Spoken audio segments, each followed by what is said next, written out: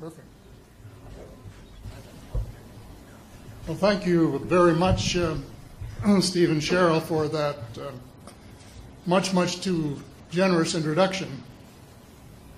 If my late mother were here, being my mother, she would believe every word of it. If my late father were here, being a realist, you would probably wonder who you were talking about. But introductions of that sort remind me of the small boy who fell headfirst into a barrel of molasses. And when they pulled him out, he licked some of the molasses from his face and said, "Lord, make my tongue adequate to this occasion." Well, actually, this is not my night for humor, and I'm not a match for either Stephen or George. So I'm not even going to try to be funny. Except my first line, and that's after this wonderful banquet, I think that I have exceeded the feed limit. Bad humor, you better believe it. I wish that I were in a mood for good humor, but I'm not. We are hell-bent in the direction of destroying our planet, and frankly, we appear to be doing very little about it. Decades ago, visitors from other planets warned us about where we were headed and offered to help.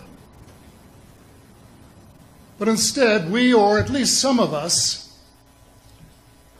interpreted their visits as a threat and decided to shoot first and ask questions after.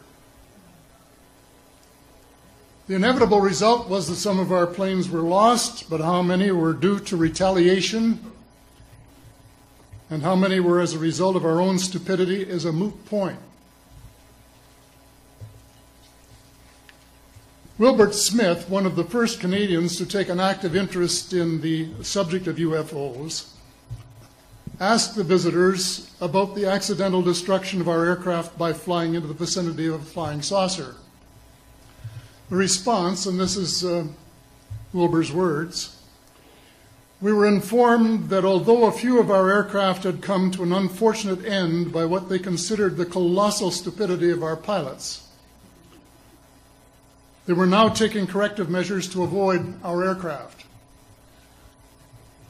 I asked them, and this is still Smith, I asked them what happened, and they said, "Well, the fields around the saucers, in order to hold them up, in order to produce the gravity differential, the time field differentials, which were necessary to operate the ship. These sometimes produced field combinations which reduced the strength of materials to the point where they were no longer strong enough to carry the loads that the materials were expected to carry." Now, as we know, aircraft, particularly the military type, are built with a rather small factor of safety. And in these regions of reduced binding, the materials are no longer strong enough to carry the load, and the craft simply comes apart. When I read that, I was reminded of the late, great soprano Lily Pons, who used to smash crystal goblets with her high C. She would direct the sound at them, and something in the sound waves would change the structure of the glass, and it would fly apart. Well, this didn't satisfy our military chiefs, who must have thought that it was more important to secure American nuclear superiority, even though using it would result in the annihilation of us all, than to take the hint and start moving the planet back from the brink of global disaster. They, the military, must have been and still are so paranoid that they feel it necessary to use the visitors' technology to fight them off, rather than welcome them as partners in development, though they may have seconded a few renegades to assist them in what can best be viewed as diabolical developments. Stephen has said that talking about UFOs is passé, and that we should be talking or limiting our talk to exopolitics. Well, Stephen, I agree with you in theory, but in reality we have a problem when official U.S. policy insists that UFOs don't exist. The veil of secrecy must be lifted, and it has to be lifted now, before it is too late. It is ironic that the U.S. would begin a devastating war, allegedly in search of weapons of mass destruction, when the most worrisome developments in this field are occurring in your own backyard. It is ironic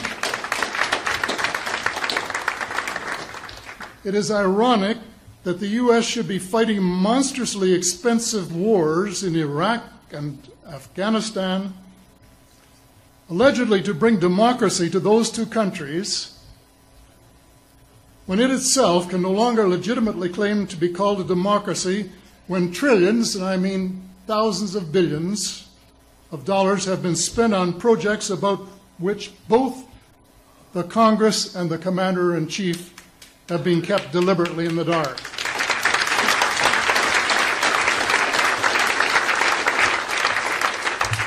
How much has been accomplished in 60 years of feverish activity by some of the most educated minds in the United States? Has America developed flying saucers that are visually indistinguishable from the visitors, as alleged? And if so, what do they propose to do with them? Even more critical, what progress has been made in the development of clean energy sources that could conceivably replace fossil fuels and save the planet from becoming a veritable wasteland? Well, who has the answers? Someone does, but apparently they aren't telling either secretaries of defense or presidents because they don't have, quote, a need to know. In a story told by Dr. Stephen Greer, President Clinton was asked a question by White House reporter Sarah McClendon about why he didn't do something about disclosure.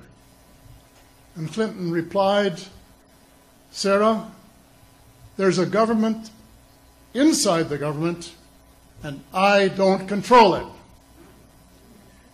Excuse me, doesn't the Commander-in-Chief and the person who allegedly has their finger on the nuclear trigger have a right to know what his subordinates are doing?